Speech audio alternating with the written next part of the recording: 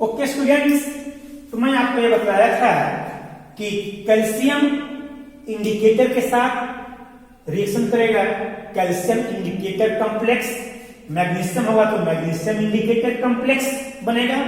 Both complexes are less stable and it forms wine red colour.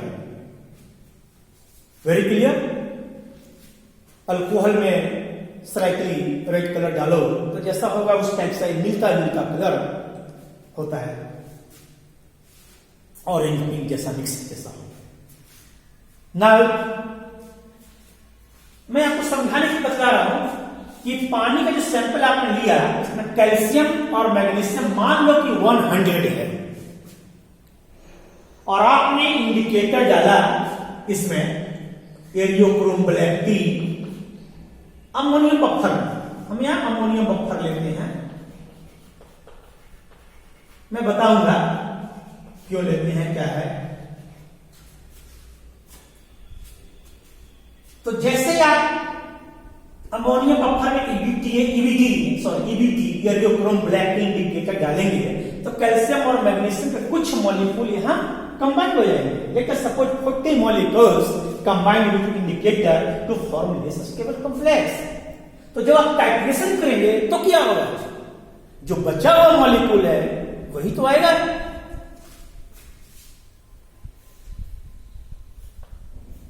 हमें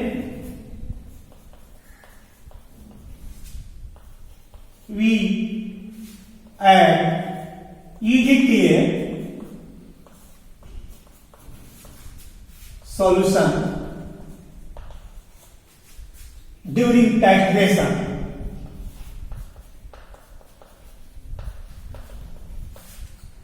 The free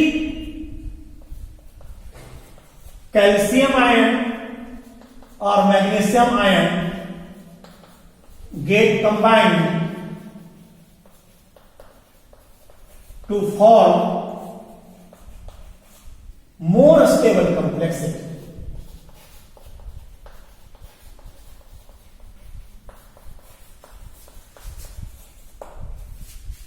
जब आप titration में EDT डालेंगे तो जो बचा हुआ है 40 यहां आ गया तो 60 बचा हुआ है तो वो कंबाइंड होगा। कैल्शियम आयन कौन सा, जो फ्री है, फ्री इन वाटर, किससे कंबाइन किया, ईडीटी से। ईडीटी का मैंने फॉर्मूला लिखा था ना, H2Y और 2 निगेटिव आयंस मैंने लिखा था आयोनिकल।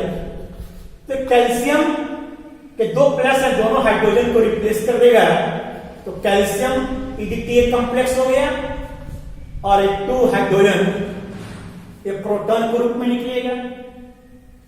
नेगेटिव चार्ज जो क्यों रहेगा, कोई दिक्कत नहीं है। 2 पॉजिटिव आयंस हैं, दोनों हाइड्रोजन को रिप्लेस किया, न्यूट्रलाइज हो गया। उसी तरह से मैग्नीशियम आयन कौन सा, जो फ्री है, फ्री इन वाटर, ये भी ईडीटी के साथ कंबाइन करेगा और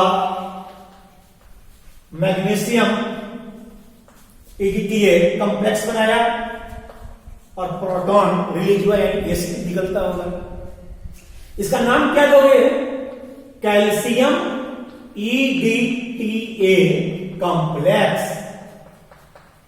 इसका क्या नाम दोगे, मैग्नीशियम ईडीटीए कॉम्प्लेक्स।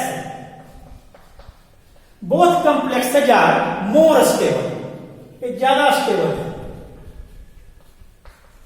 ये भी ज्यादा स्टेबल है। हालांकि कैल्शियम वाला मैग्नीशियम से भी ज्यादा स्टेबल होता है। तो 100 में 40 मॉलिक्यूल यहां रिएक्शन कर गया एरियोक्रोम ब्लैक टी के साथ और 60 जो बचा हुआ रहा वो यहां रिएक्शन कर गया, बात खत्म।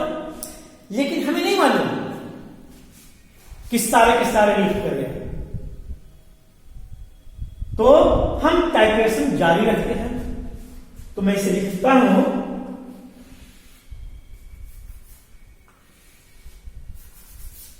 on further addition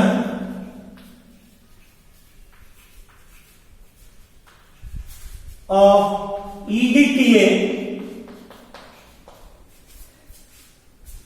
calcium indicator complex से कैल्शियम और मैग्नीशियम इंडिकेटर कॉम्प्लेक्स से मैग्नीशियम, क्योंकि लेस स्टेबल है तो यहां से निकलेगा और ये मोर स्टेबल बनना चाहिए। तो on further addition of EDTA, calcium ion और magnesium ion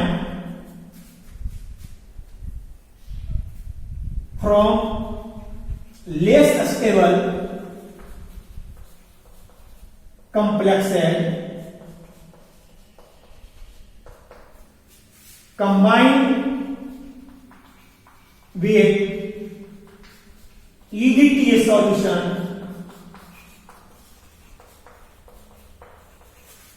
to get more stable complexity.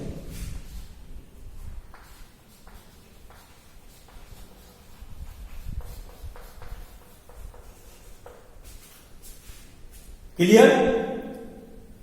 कोई भी लेस स्टेबल से मोर स्टेबल की ओर जाना चाहता है, नेचुरल टेंडेंसी है, इसमें कोई केमिस्ट्री तो है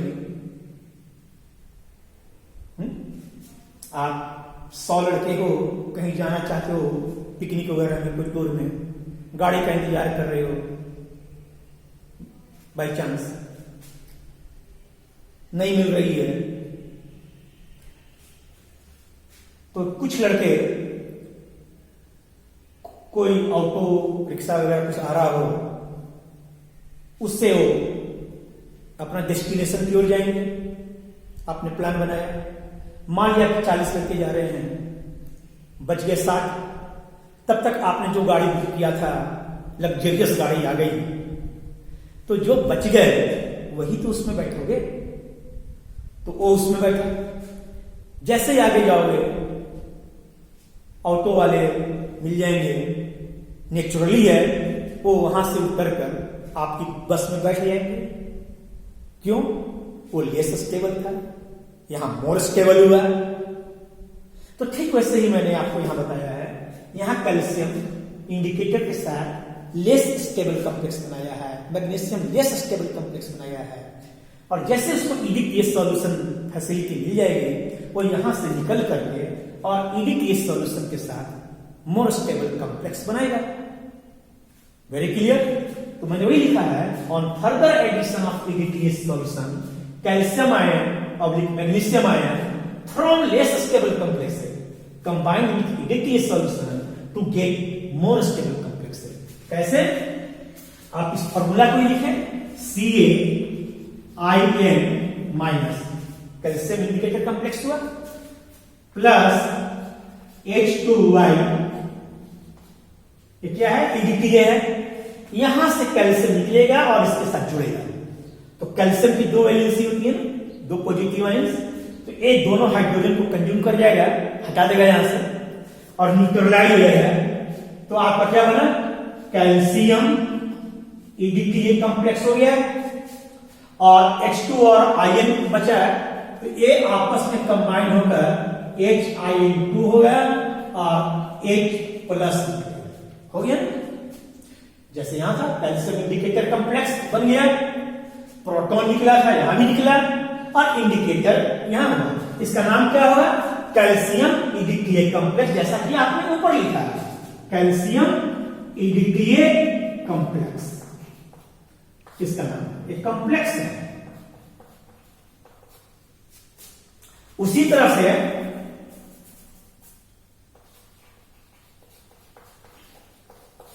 अगर मैग्नीशियम हुआ तो क्या बनेगा? सेम पैटर्न पर बना दीजिए, मैग्नीशियम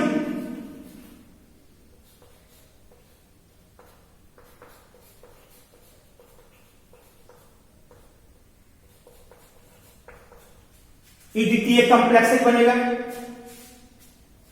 वेरी क्लियर?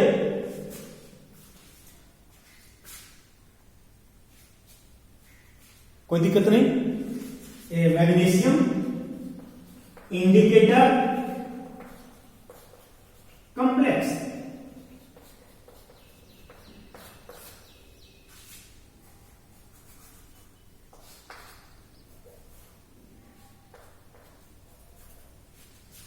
ये बनेगा। Very clear. ये क्या है एक चाहिए टू निगेटिव आयंस, इंडिकेटर है, ये है free indicator.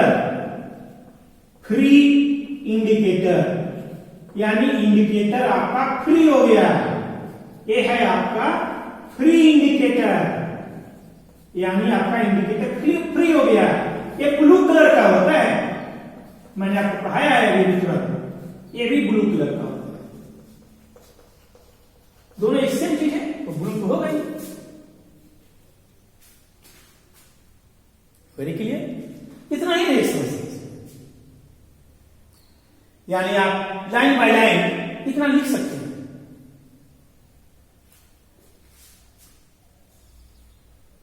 Very clear. Note कर लें जल्दी से।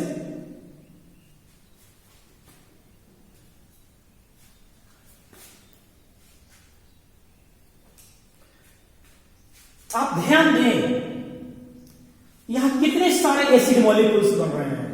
देखिए H plus, H plus, 2H plus, 2H plus, H plus, H plus, है क्या? यहां एसिड मॉलिक्यूल यहां रिलीज हो रहा है, यहां रिलीज हो रहा है, यहां रिलीज हो रहा है, यहां रिलीज हो रहा है।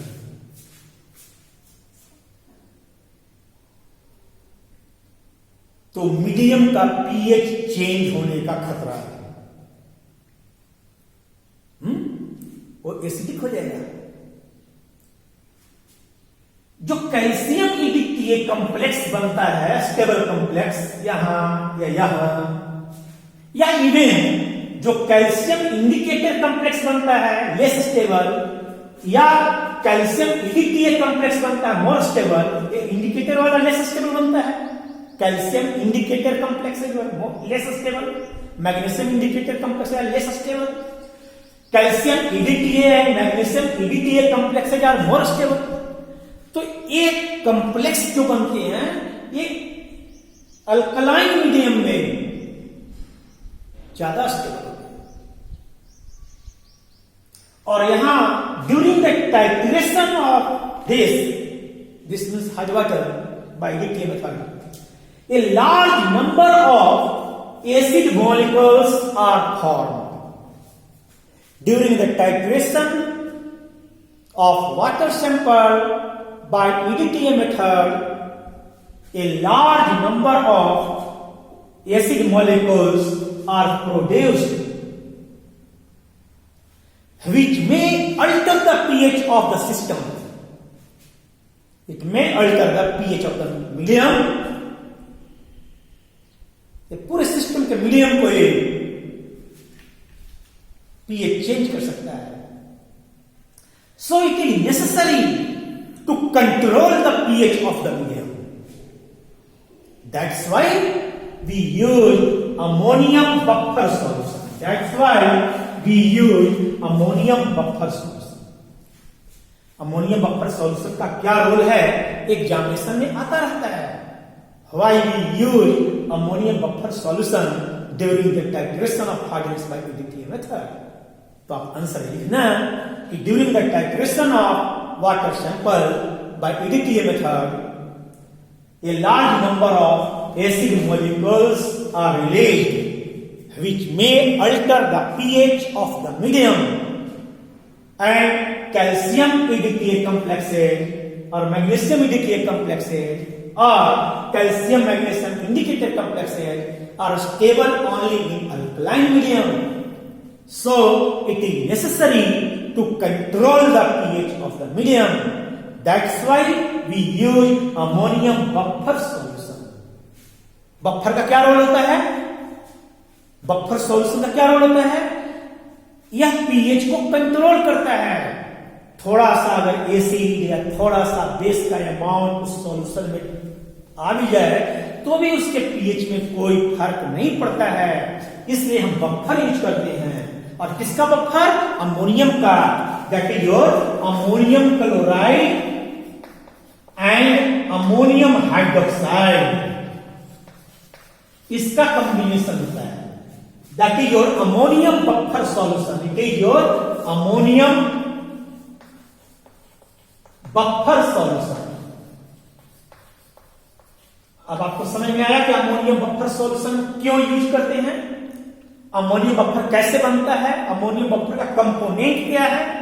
आएगा इंजीनियरिंग में what is the component of ammonium buffer, तो आप कह सकते हो it is made of ammonium chloride and ammonium hydroxide solution.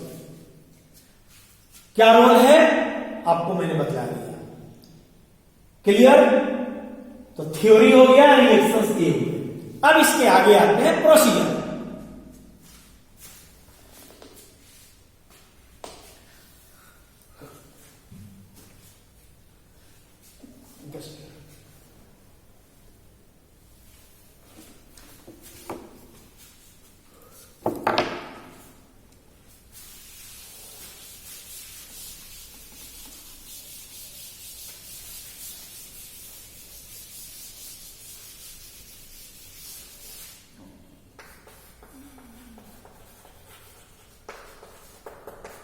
Procedure very simple. Number 1, जिस पानी का हार्डनेस निकालना है उस पानी को आप यहां लें और स्टैंडर्ड सॉल्यूशन N/50, N/20 जो भी आप EDTA सॉल्यूशन बनाते हैं उससे कैलकुलेशन करें और नॉर्मलिटी इक्वेशन N1V1 N2V2 लगाए। Very clear. अगर आपको EDTA के सॉल्यूशन का स्टैंडर्ड पता ना हो, जैसे आप इंडस्ट्री में जॉब करने जा रहे हैं, आपने EDTA का सॉल्यूशन मांगा और वहां का एम्प्लॉय ने आपको दे दिया कि लो इंजीनियर साहब पहले का पड़ा हुआ है, हमें नहीं मालूम कि कितने पावर का है क्या है, तब आप क्या करोगे। तो सबसे पहला काम करना स्टेप 1, जैसे कि आप सोप सॉल्यूशन में करने स्टैंडर्डाइजेशन ऑफ EDTA सॉल्यूशन। पहले आप EDTA को स्टैंडर्डाइज करें। कैसे स्टैंडर्डाइज करेंगे, तो फिर मैं आपको बताऊं, आपको पहले स्टैंडर्ड हार्ड वाटर सॉल्यूशन बनाना है, यानी कैल्शियम कार्बोनेट का एक सर्टेन अमाउंट लेकर कंसेंट्रेट हाइड्रोक्लोरिक एसिड में उसको डिजोल्व कीजिए, गर्म कीजिए और फिर ठंडा करने के बाद उसमें आप पानी डिस्टिल्ड वाटर डाल जाकर उसे एक स्टॉक सॉल्यूशन 1 लीटर 2 लीटर तैयार करें। कैलकुलेशन लीटर में करना है, इससे सिंपल के लिए मैं बताऊं, स्टैंडर्ड हार्ड वाटर मैंने यहां 1 ग्राम कैल्शियम कार्बोनेट पर लीटर बनाया है। होता नहीं है 1 ग्राम, तो जरूरी नहीं 1 ग्राम कैल्शियम कार्बोनेट होता नहीं है, आपकी मर्जी, आप 1.5 ग्राम डालें, ऐसा कोई फिक्स नहीं कि 1 ग्राम ही हो। मैंने पिछले लेक्चर में ही बताया है। बहुत से बच्चे आप लोग स्टैंडर्ड हार्ड वाटर डेफिनेशन लिखने लग जाते हो, दैट इज रॉन्ग। वैसा हार्ड वाटर जिसका स्ट्रेंथ मालूम है, आपने बनाया है, आपको मालूम होना चाहिए। आप 0.5 ग्राम डाल लें, आप 2 ग्राम डाल लें 1 लीटर में। तो आप यहां स्टैंडर्ड हार्ड वाटर का सॉल्यूशन लें। मान लिया कि आपने x ml लिया है, 10 ml 20 ml आपकी मर्जी है, और यहां पर EDTA का सॉल्यूशन ले लें। हमें नहीं मालूम कितना स्ट्रेंथ का है, इसलिए मैं इसको स्टैंडर्ड नहीं लिखा हूं। और अमोनियम बफर डालें प्लस अमोनियम बफर सॉल्यूशन अंदाज से 5-10 ml डाल दें और एरियोक्रोम ब्लैक टी इंडिकेटर डालें। ये 4-5 बूंद डाल दें, 4-5 ड्रॉप्स बहुत है।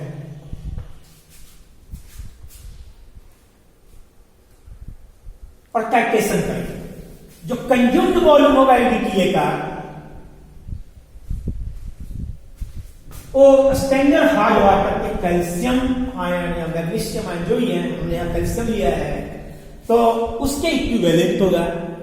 तो इससे हमें पता चलेगा कि EDTA का अगर 1 ml कंज्यूम होता है तो कितना कैल्शियम आयन को कंज्यूम करेगा।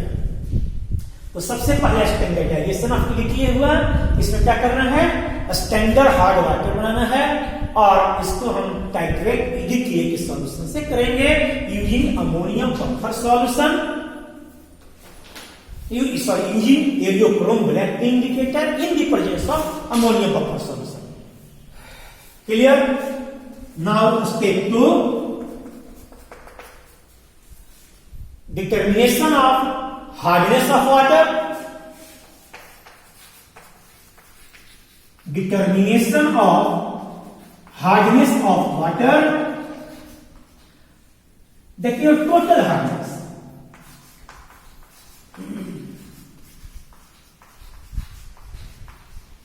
Total hardness of water. इसमें क्या करना होगा, स्टेप 2 में आप स्टैंडर्ड हार्ड वाटर को हटाएं और यहां पर वाटर सैंपल लें। आपको इंडस्ट्री में जो वाटर सैंपल मिलता है आप उसको लें, इसका कोई फिक्स वॉल्यूम लें, मान लो कि YmL लिया, फिर अमोनियम बफर डालें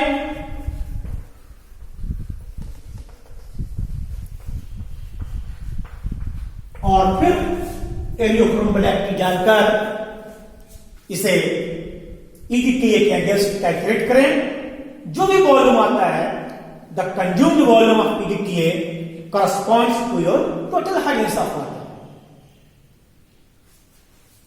Let us suppose the volume B. मैं कैलकुलेशन बताऊंगा। Now step 3. Step 3 मैं इसके नेक्स्ट लेक्चर में जस्ट आफ्टर फ्यू मिनट्स मैं आपका इसका नेक्स्ट कैलकुलेशन और जो प्रोसीजर बचे हैं मैं उसको बताऊंगा। आप थोड़ी देर के लिए इंतजार करें। ओके।